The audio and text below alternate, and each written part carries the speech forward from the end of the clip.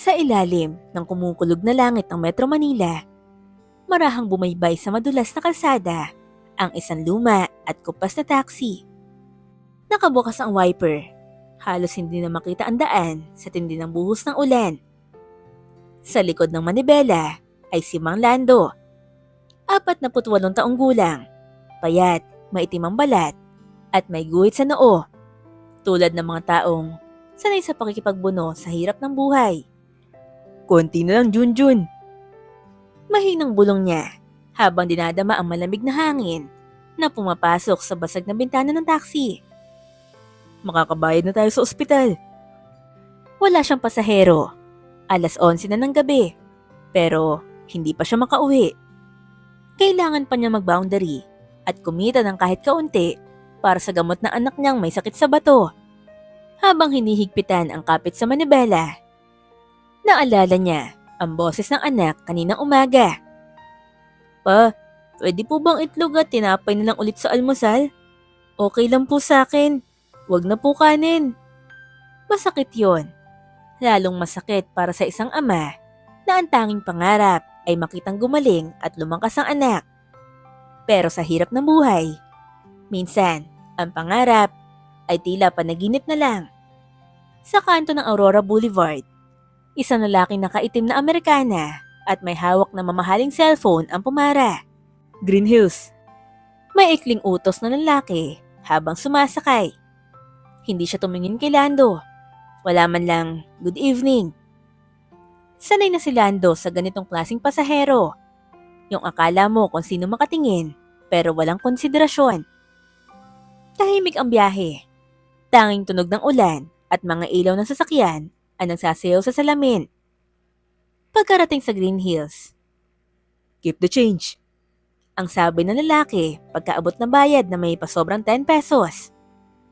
Nagmadaling bumaba ang lalaki. Wala pang 1 minuto. Naglaho na ito sa likod ng mga gusali. Si Lando, gaya ng nakasanayan, ay sumilip sa likod upang siguraduhin walang naiwan. Doon niya nakita ang itim na leather bag. Eleganteng tingnan, mamahalin at mabigat. Nag-aalangan siyang hawakan. Ngunit sa hinala niyang baka may mahalagang gamit, marahan niyang binuksan ito. At doon siya napaatras. May bungkos ng dolyar, makinang na alahas, at isang mamahaling relo ang laman. Napakapit siya sa dibdib niya. "Diyos ko!" Usal niya habang nanginginig ang kamay. Pumigit si Lando. Tumigil sa paghinga. Ilang segundong katahimikan. "Panginoon, ito na ba yun? Milagro na ba to?" Ang isip niya ay parang sinisigawan ng 2 boses. Isa ang konsensya, isa ang gutom. "Isipin mo si Junjun. Kung kukuha ka kahit kalahati lang," sabi niya sa sarili. Pero sabay-sabay din pumasok ang mga alaala. Ang pangakong tapat siya sa trabaho. Ang aral na iniwan ng asawa niyang yumaong si Maring. Huwag kang magnakaw kahit kailan. Kahit ang mundo hindi patas, huwag kang mandaya. Napahawak siya sa bag, bumuntong hininga. "Hindi akin to. Kahit kaano ko pa to kailangan." Hindi maalis sa isipan ni Mang Lando ang laman ng bag. Habang nagmamaneho pa uwi, paulit-ulit na bumabalik sa kanyang gunita ang mga bungkos ng dolyar at ang makinang ng mga alahas. Ang bawat liko ng manibela ay tila may kasamang tanong. "Ibabalik mo ba? O itatago?" Pagkarating sa inuupahang barong-barong sa gilid ng riles sa Pasay, agad siyang sinalubong na mahina at marupok na boses ng anak. "Pa, uwi na po kayo? Kumain na po ba kayo?" Napabuntong hininga si Lando. "Oo anak, kumain na si Papa." Hindi niya idinagdag na isang biskwit lang ang kinain niya buong araw. Nilapitan niya ang anak. Si Junjun, 10 taong gulang, payat, maputla, at palagi may tube ng oxygen sa tabi ng kama. Gusto man niyang umiyak, kailangan niya magpakatatag. Siya lang ang inaasahan ng bata. Inilapag niya ang bag sa ilalim ng mesa. Tinakpan ng lumang kumot at saka naupo sa tabi ni Junjun. "Pa, kamusta po pasada?" "Medyo matumal anak, pero ayos lang." Nakaisa tayong pasahero kanina. Naiwan niya tong bag na to. Tumango si Junjun. Walang ideya sa laman ng bag. Ilang saglit pa, tulog na ang bata. Ngunit si Mang Lando, gising. Nakaupo siya sa dilim.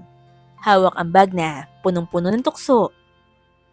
Sa ibabaw ng lumang mesa ay nakalatag ang reseta ng doktor, listahan ng gamot, at schedule ng susunod na dialysis. Hindi pa bayad ang huling session. Kung kukunin ko to, magagamot si Junjun. Makakakain kami ng 3 beses sa isang araw. Makakalipat kami sa mas maayos na bahay. Napatayo siya. Binuksan muli ang bag. Binilang ang laman. Sobra-sobra. Kahit kalahati lang ito, mababago ang buhay namin. Ngunit sa gitna ng katahimikan, may boses sa loob niya na tila sigaw ng kanyang yumaong asawa. Lando, ang tama ay tama, kahit gaano kahirap. At ang mali ay mali, kahit gaano kasarap.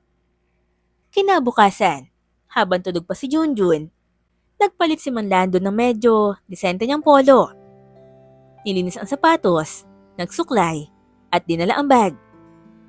Wala siyang tiyak na plano, basta alam niya, hindi niya kayang itago ang hindi kanya. Binasa niya ang ID na nasa loob ng bag. Aldrich Santiago Navarro, President and CEO, Navarro Holdings Incorporation.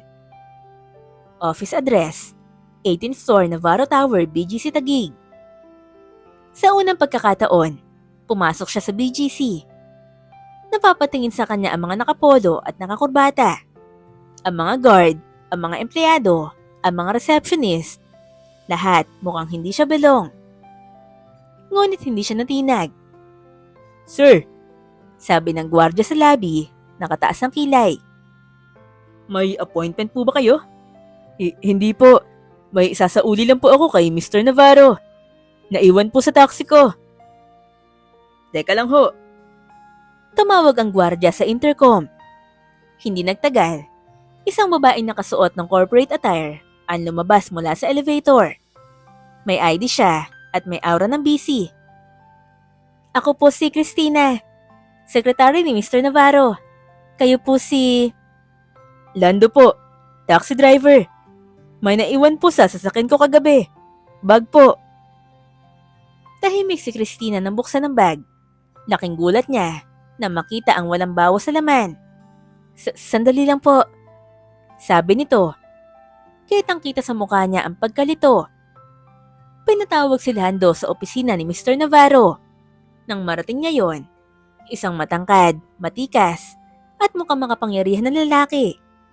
Suot nito ang simpleng polo, pero ang tindig, parang boss ng buong syudad. Siya si Mr. Aldrich Navarro, ang pasahero niya kagabi. Lando? Tanong ni Navarro. Tinitigan siya mula ulo hanggang paa. Opo, ako po yung taxi driver kagabi. Kayo po yung pasahero sa Cubao. Naiwan niyo po tong bag. Hindi nagsalita si Navarro. Kinuha lang ang bag, binuksan, sinilip ang laman at muling isinara. Muli siyang tumingin kay Lando. Alam mo bang walang kahit isang camera sa taxi mo? Wala nakasubaybay sa'yo. Wala makakakita kung tinago mo man to. Tumango si Lando. Alam ko po. At alam mo rin bang ang laman nito ay higit 1 milyong piso ang halaga? Alam ko rin po. Sagot niya, tahimik, mapanatag. Napalunok si Christina. Si Navarro, bigla na tahimik. Ilang sandali ng katahimikan ang lumipas bago siya muli nagsalita. Bakit mo binalik? Marahan tumingin si Lando sa kanya. Dahil hindi po akin. Kahit gaano ko pa po kailangan, hindi po ako pinalaki ng nanay ko para magnakaw. At ayokong turuan ang anak ko ng maling halimbawa.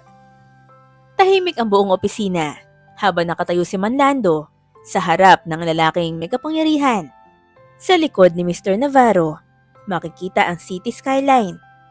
Mga gusaling mataas, tila simbolo ng kayamanan. Samantalang si Lando, simpleng tao lang na galing sa lansangan. May anak ka? Tanong bigla ni Navarro. Binasag ang katahimikan. Opo sir, si Junjun, 10 taong gulang. May problema po siya. Sa bato. Napatango si Navarro. Kung ibang tao yun, baka tsinempohan na to. Kinuha ang pera, tinapon ang bag. Gabi-gabi ko pong dasal na gumaling ang anak ko. Sabi ni Lando. At nung nakita ko yung bag na yan, hindi ko po maipaliwanag. Parang may bumubulong sa akin. Anong binubulong sa'yo? Naibulalas ni Lando. Na mas mahalaga pa rin po ang tamang gawin kahit gaano kahirap ang sitwasyon. Tumayo si Mr. Navarro mula sa kanyang swivel chair. Lumapit siya kay Lando. Iniabot ang kamay. Nagkamay sila. Alam mo bang wala akong tiwala sa mga tao? Lalo na sa mga hindi ko kakilala. Pero ikaw. Tumingin siya kay Christina. Christina, ipatawag ang HR. I want Mr. Lando to start tomorrow. Napakunot ang noon ni Lando. Sir? Simula bukas, personal driver na kita. Full benefits. May PhilHealth, SSS, HMO. Lahat ng medical expenses ng anak mo, ako nang bahala. Parang may bumulwak ng liwanag sa dibdib ni Lando. Hindi niya alam kung iiyak ba siya o tatawa. Sir, sobra-sobra po ito. Hindi Lando, ikaw ang sobra. Sobra ang katapatan mo sa mundong puno ng panlilinlang. Makalipas ang 5 minuto, lumapit si Christina at inabot ang folder. May kontrata, may ID, may schedule, at may salary breakdown. Hindi makapaniwala si Lando. Gusto niyang sabihin na kailangan niya pag-isipan muna. Pero naisip niya si Junjun, ang oxygen tank, ang reseta, ang pangarap na isang araw ay makatakbo sa plaza kasama ng ibang bata. Ito na ba yung sagot, Maring? Bulong niya sa sarili. At sa wakas, tumango siya. Opo sir, tinatanggap ko po. Kinagabihan, habang bitbit ang brown na envelope ng bagong trabaho, pumasok si Lando sa barong-barong nilang masyado nang maliit para sa pangarap na nabubuo sa dibdib niya. Pa, ang saya mo po ah. Bungad ni Junjun, nakangiti kahit maputla. Inilapag ni Lando ang envelope sa lamesa. Anak, may trabaho na si Papa. Mas malaki, mas maayos. Tuloy-tuloy na gamutan mo anak. Gagaling ka. Hindi na nakasagot si Junjun. Yumakap lang ito na mahigpit. Sa gilid ng barong-barong, umuulan pa rin. Pero sa loob ng tahanan ni Lando, tila may araw na sumisikat. Lumipas sa mga buwan, si Lando ay formal na naka-uniforme, malinis at may ID na Mr. Rolando Santos, executive driver. Ang dating pagod at kupas sa itsura ay napalitan ng respeto at kumpiyansa sa sarili. Araw-araw niya sinusundo si Mr. Navarro. Sa simula'y formal lang ang kanilang usapan. Pero habang tumatagal, tila naging magkaibigan silang dalawa. Minsan habang nasa biyahe. Lando, bakit ka ba nagtiyagang magsauli ng bag kahit walang kasiguraduhan? Sir, hindi ako nabuhay sa karangyaan. Pero hindi po dahilan yun para magnakaw. Mas pipiliin ko matulog ng gutom kaysa may kinain nga pero galing sa masama. Tumango si Navarro. Yan ang kulang sa mundong to. Mga taong marunong pang mahiya. Marunong gumalang sa tama. Isang araw, tinawag siya ni Mr. Navarro sa conference room. Lando, may surprise ako sa'yo. Napakunot ang noo niya. Surprise po? Pumasok si Christina. May dalang dokumento. Isang papel na may logo ng ospital. Fully paid na ang buong treatment ni Junjun. Dialysis, gamot, pati nutritional support. Simula ngayon, hindi mo naiintindihan ang gastusin. Napaupo si Lando. Napaluha. Paano ko po kayo mapapasalamatan, sir? Simple lang. Huwag ka magbago. At turuan mo ang anak mo na maging kagaya mo. Tapat at may dangal. Makalipas ang 1 taon, si Junjun ay masigla na. Nakakapasok na sa eskwelahan. Nakakalakad na ng matino. at laging ipinagmamalaki ang ama sa mga kaklase. Alam nyo ba, yung tatay ko, taxi driver lang dati. Pero dahil sa kabutihan niya, umunlad ang buhay namin.